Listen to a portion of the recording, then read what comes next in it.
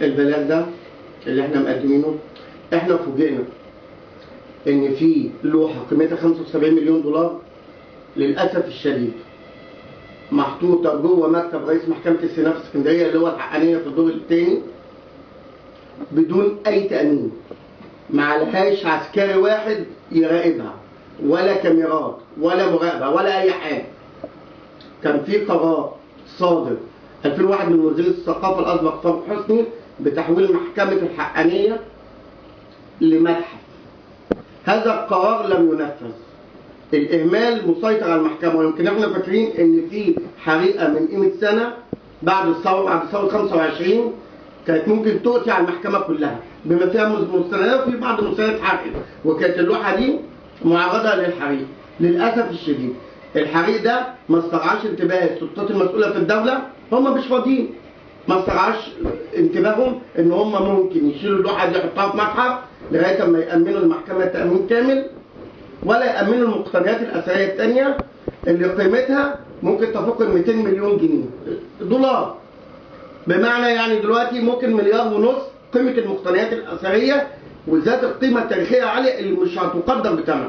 على ضوء هذا وانا رحت بنفسي واطلعت على اللوحه ومحطوط حتى جنبها قيمتها المقيمه بها عالميا ومعروفه على النت هذه اللوحه يعني.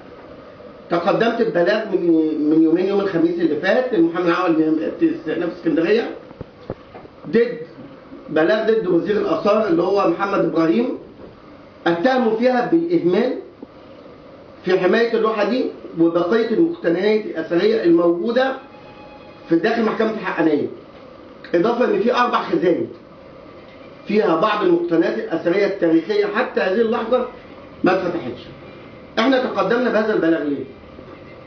مع ان البلد يعني مليانه مشاكل واحنا مش تخصصنا الاثار، بس احنا شفنا ان في ظل حاله الانفلات الامني اللي موجوده في الشارع المصري دلوقتي، وان المحاكم تحديدا مستهدفه من بعض الفصائل، وان المظاهرات السلميه اللي بتطلع بيندس فيها بعض الغوغاء او البلطجيه، وبيبقى شغلهم الشاغل دلوقتي ان هم يقتحموا مقر المحاكم ويبعتروا محتوياته ويستولوا على قضايا ويحرقوها. وده يمكن حصل من 3 4 اسابيع في المحكمه الكليه.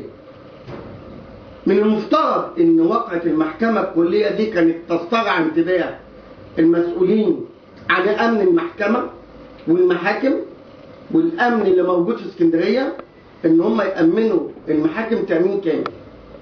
اضافه المقتنيات الاثريه اللي موجوده جوه محكمه الحقانيه ومعروفه للكافه، دي مش حاجه مجهوله، معروفه ان محكمه الحقانيه دي فيها مقتنيات اثريه ممكن احنا لو مشينا من قدامها هنلاقي ان فيها بعض الترميمات.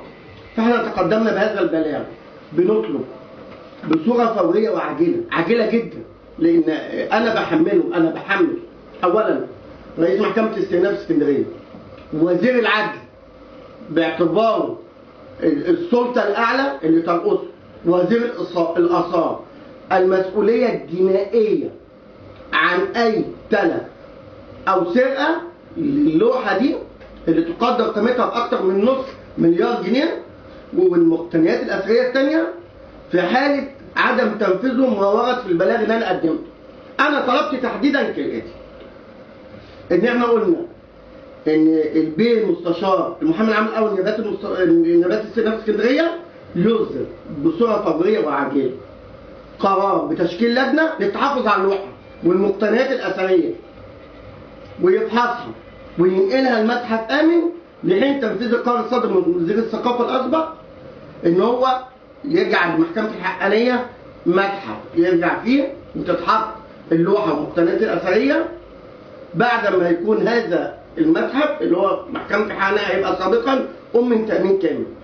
ثانيا، انا طلبت في البلاغ ده استدعاء وزير الاثار بشخصه وبصفته للتحقيق معاه في ان ازاي هو لغايه الفتره دي 12 13 سنه من ساعه صدور هذا القرار لم ينفذ. وطبعا ده ياتي في مسلسل اهدار القيمه التاريخيه والاثريه اللي تحت ايدينا، والمسؤولين للاسف المعينين من الحكومه الموجوده اللي مش هاممها اي حاجه ان هم بيبعثروا الاثر بتاعنا، مش بيهتموا باي قيمه تاريخيه. يعني عندنا في محكمه الحقانيه هنا بعض القضايا زي رايه والسكينه دي تعتبر من المخطوطات النادره اللي بترقى المستوى ان هي قيمه تاريخيه عاليه لا تقدر بثمن. وان شاء الله يعني انا على ما اعتقد ان احنا عندنا ميعاد مع المحامي العام نيابه النفس اسكندريه بكره الاثنين باذن الله عشان يصدر هذا القرار ويتم نقل اللوحه بسرعه عاجله. واذا تاخر اصدار هذا القرار انا بحمل وزير الاثار ووزير العدل والبيه رئيس محكمه استئناف اسكندريه ان هو يبادر ويطلب هو شخصيا نقل اللوحه من مكتبه، لان هو مسؤول عن نفسه الشخصيه.